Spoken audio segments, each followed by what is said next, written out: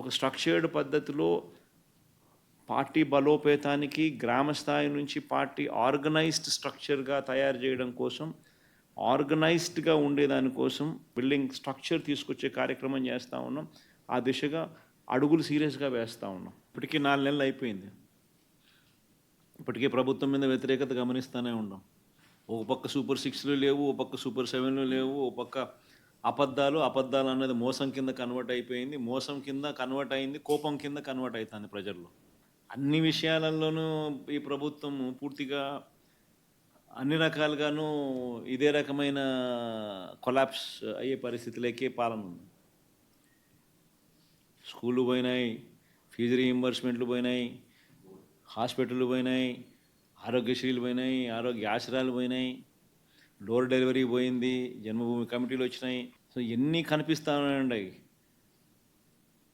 చదువులు లేవు, చదువులు పోయినాయి, వ్యవసాయం పోయింది, పెట్టుబడి సాయం పోయింది, ఫ్రీ ఇన్సూరెన్స్ పోయింది, ఆర్బీకేలు పోయినాయి, అన్నీ పోయినాయి. పూర్తిగా గవర్నెన్స్ అంటే ఏదైతే మార్గదర్శకంగా రోల్ మోడల్గా నిలబడాల్సిన రంగాలు వ్యవసాయము, చదువులు, వైద్యము, 3 రంగాలు తిరోగమనమే. గవర్నెన్స్ అనేది లేదు. ఇష్టం వచ్చినట్టుగా దొంగ కేసులు పెట్టి రెడ్ బుక్ పరిపాలనతో దొంగ కేసులను ప్రోత్సహిస్తూ ఉన్నారు. గవర్నెన్స్ అనేది పూర్తిగా పోయింది. లా అండ్ ఆర్డర్ ఎక్కడా లేదు. డోర్ డెలివరీ అనేది గాలికి ఎగిరిపోయింది.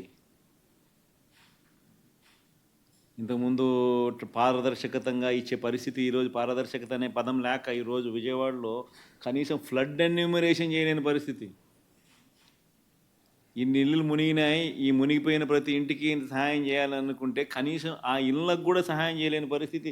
ఇప్పుడు కలెక్టర్ల దగ్గర చుట్టుముడుతున్నారు ప్రజలు. అంటే ఒక ట్రాన్స్పరెన్సీ లేదు, ఒక పారదర్శకత లేదు. కొందరికే నచ్చినోనికే ఇవ్వాలనుకుంటే ఇస్తారు. ఇవన్నీ స్టార్ట్ అయిపోయినాయి. 4 నెలలకే ప్రభుత్వం మీద వ్యతిరేకత అన్నది తారాస్థాయికి వెళ్ళిపోయి, ఏ తారాస్థాయికి వెళ్ళిపోయిందనంటే వాళ్ళకు కూడా అది అర్థమయ్యి టాపిక్లు డైవర్ట్ చేసేందుకు కొత్త టాపిక్లు తీసుకొస్తూ ఉన్నారు. పార్టీ కోసం ఎవరైతే పనిచేసినారో, పార్టీ కోసం ఎవరైతే కష్టపడినారో, పార్టీ కోసం ఎవరైతే నష్టపోయినారో వీళ్ళే ఆ బాధ్యతల్లో ఉంటారు. సో పార్టీ అనేది మనది అనేది మనం అందరం కూడా కలిసికట్టుగా ఓనర్షిప్ తీసుకోవాలి. ఆ ఫైర్ అనేది రావాలి. పార్టీని దేశంలో ఏ పార్టీ లేనంత ఇంత బలంగా ఈ పార్టీని చేయాలని చెప్పి దృఢ సంకల్పంతో నిర్ణయం తీసుకొని అడుగులు వేస్తాను కదా నేను. అందుకని అడుగులు వేస్తాను. కేవలం ఎన్నికలు అయిపోయి 4 నెలలు కూడా కాల, 4 నెలలు అయింది. 4 నెలల్లోనే ఇంతగా నేను మిమ్మల్ని పిలిచి, మిమ్మల్ని మోటివేట్ చేసి, జిల్లా అధ్యక్షులను నియమించి, కొత్త వాళ్ళను మోటివేట్ చేసి, ఈ స్ట్రక్చర్ మళ్ళీ తీసుకొని రావాలని చెప్పి, ఇంత ఆర్గనైజ్డ్గా చేయాలని చెప్పి ఇంత మోటివేట్ ఎందుకు చేస్తూ ఉన్నానంటే కేవలం అదే, ఆ ఫైరే. ఎట్టి పరిస్థితుల్లోనూ this party should become the strongest party in the country. కొన్ని లక్షల మంది మనల్ని ప్రేమించిన కార్యకర్తలు, కోట్ల మంది మనకు అభిమానించే ఓటర్సు, ఇంతమంది అభిమానస్తులు మనకు ఉన్నారు. వీళ్ళందరి కోసం మనం నిలబడాల్సిన అవసరం ఉంది. వీళ్ళందరికీ మంచి చేయాలని అంటే మనం ఆ సీట్లో ఉండగలిగితేనే మంచి చేయగలుగుతాం.